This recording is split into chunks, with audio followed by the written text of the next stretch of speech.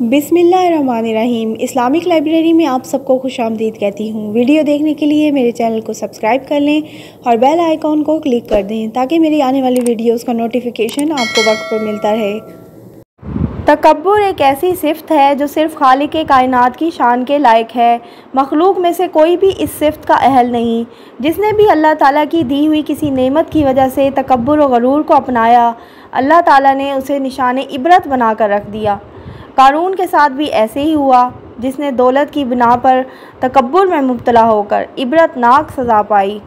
Qatada रहमतुल्लाह बयान करते हैं कि कारून हज़रत मूसा अलैहिस्सलाम का चचाज़ाद था। वो बहुत खुशी से तौरात की तिलावत करता था, इसलिए उसे मुनव्विर कहते थे। लेकिन ये अल्लाह का दुश्मन मुनाफिक बन गया, जैसे सामरी ने मुनाफ़िकत इख्तियार की थी और उसे अपनी दौलत पर तकब्बुर ने तबाह कर दिया। बाज़ उलमा ने इसे हज़रत मूसा अलैहिस्सलाम का चचा करार दिया है, ताहम अक्सर उलमा ने पहले कौल को तरजीह दी है। शहर बिन हौशब रहमतुल्लाह बयान करते हैं कि उसने अपनी कौम पर बरतरी के इजहार के लिए मामूल से एक बालिश्त ज़्यादा लंबे कपड़े पहनना शुरू कर दिए थे। उसके पास बहुत ज़्यादा ख़जाने थे, हत्ता कि उनकी चाबियाँ कवि हैकल मर्दों की एक जमात बमुश्किल उठाती थी। उसकी कौम में से उसके खैरख्वाह अफराद ने उसे नसीहत करते हुए कहा, इतरा मत, यानी अल्लाह ने जो तुझे दौलत दी है उस पर फ़ख्र ना कर और दूसरों को हकीर ना जान। अल्लाह ताला फरमाते हैं, पस कारून पूरी आराइश के साथ अपनी कौम के मजमे में निकला। आराइश से मुराद ये है कि वो उम्दा लिबास पहनकर उम्दा सवारी पर नौकरों चाकरों के साथ निकला। दुनिया की चमक दमक को अहमियत देने वाले लोग उसे देखकर रश करने लगे और तमन्ना करने लगे कि उन्हें भी इसी तरह शान व शौकत हासिल हो। लेकिन सही सोच के हामिल अक्लमंद अफराद उनकी ये बात सुनकर बोले, अफसोस, बेहतर चीज़ तो वो है जो बतौर सवाब उन्हें मिलेगी जो अल्लाह पर ईमान लाएंगे और नेक अमल करें, यानी उनको आखिरत में मिलने वाले इनामात बेहतर, अजीम, आला और बाकी रहने वाले होंगे। अल्लाह ताला फरमाता है, ये बात उन्हीं के दिल में डाली जाती है जो सब्र वाले हों। अल्लाह ताला ने उसके फ़ख्र व तकब्बुर और कौम के सामने उसके ठाट बाट के इजहार का बयान करके फ़रमाया है, हमने उसे उसके महल समेत ज़मीन में धंसा दिया।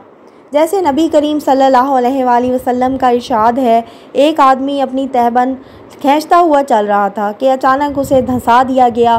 वो क़यामत तक ज़मीन में हरकत करता रहेगा। हज़रत इब्ने अब्बास रज़ियल्लाहु अन्हुमा से रिवायत है कि कारून ने एक फ़ाहिशा को माल देकर इस बात पर आमादा किया कि वो मजमा आम में मूसा अलैहिस्सलाम से कहे, आपने मेरे साथ बदकारी की है। उस औरत ने इसी तरह कह दिया। मूसा अलैहिस्सलाम अल्लाह के खौफ से काँप गए। चुनाचे आपने 2 रकात नमाज पढ़ी। फिर औरत से कसम देकर पूछा कि उसने ये बात क्यों कही है।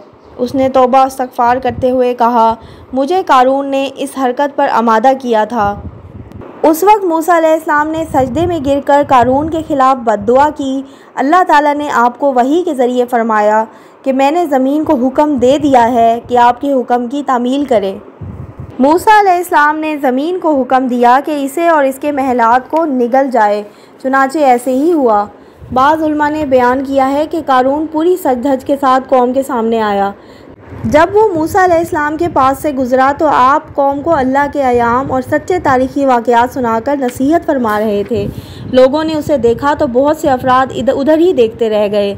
मूसा अलैहिस्सलाम ने उसे बुलाकर फरमाया, तूने ये काम क्यों किया? उसने कहा, मूसा, अगर आपको मुझ पर नबूवत की वजह से फजीलत हासिल है तो माल की वजह से आपसे अफजल हूँ। आप पसंद करें तो हम दोनों एक दूसरे के ख़िलाफ़ बद्दुआ करें। मूसा अलैहिस्सलाम मैदान में निकले। कारून अपने लोगों के साथ निकला। मूसा अलैहिस्सलाम ने फरमाया, तुम दुआ करोगे या मैं दुआ करूं? उसने कहा, मैं दुआ करूंगा।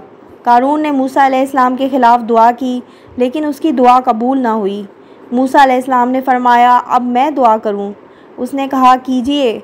मूसा अलैहिस्सलाम ने फरमाया, या अल्लाह, ज़मीन को हुक्म दे कि आज मेरी अताअत करे। अल्लाह ने वही की कि मैंने ज़मीन को ये हुक्म दे दिया है। मूसा अलैहिस्सलाम ने फरमाया, ए ज़मीन, इन्हें पकड़ ले। ज़मीन ने उन सब को कदमों तक पकड़ लिया।